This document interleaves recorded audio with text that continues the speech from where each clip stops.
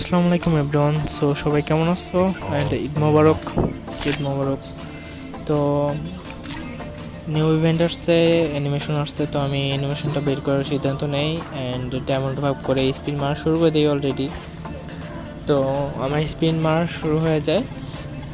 So আমার সাথে গেনা আজকে অনেক বড় বাটপারি করছে, যার কারণে কি বলবো, অনেক খারাপ লাগতেছে। তো দেখা যাক কত স্পিনে বের হয়। ডায়মন্ড কিন্তু অল্প আছে, তো মাঝে আবার আমাকে ডায়মন্ড টপ আপ করা লাগছে। তো ডায়মন্ড অলরেডি শেষের দিকে, আর একটা স্পিন হবে। তো অলরেডি ডায়মন্ড শেষ হয়ে গেছে।